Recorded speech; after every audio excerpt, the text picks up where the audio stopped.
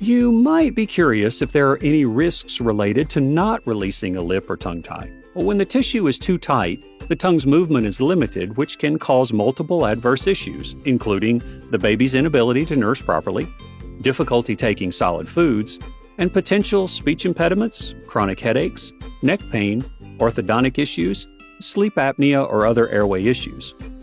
Considering that a child's long-term health can be negatively impacted by oral restrictions, it is vital to consider the risks of not releasing the restrictions.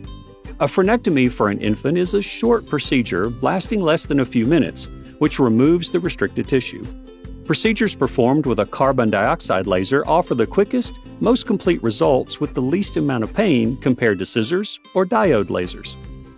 One of the biggest misunderstandings about frenectomies is that the actual procedure is all that is needed to fix a baby with tongue tie.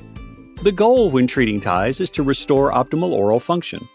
In addition to the frenectomy, the parents and infant will need the help of multiple specialists to prepare for the procedure and to work with afterward in order to fully achieve optimal function and comfortable breastfeeding. As expert leader in the field of diagnosing and treating tongue ties, Dr. Matthew Rowe explains, the tongue is a complex muscle made up of multiple muscles, and a frenectomy procedure is similar to running a marathon. In order to excel at the marathon, you need to train for it.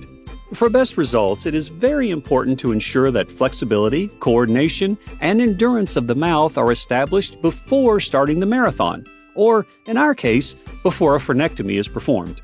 This pre-work, or training, when coupled with continued oral training after the frenectomy, provides consistent, predictable results when compared to frenectomies performed without these complementary therapies. Finding the right help is important.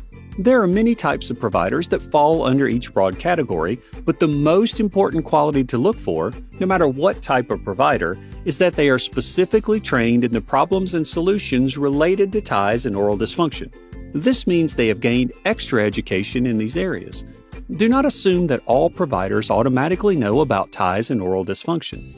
Ask if they have had specialized training before booking an appointment. A good place to start is with a specially trained IBCLC, speech therapist, or occupational therapist. Any one of these professionals can identify ties and help you find the best body workers and release providers for your baby. The IBCLCs at Milk Diva have all had hands-on, in-person advanced training in working with infants with oral restrictions. In addition, they have had thousands of hours of experience working with babies with tongue and lip ties.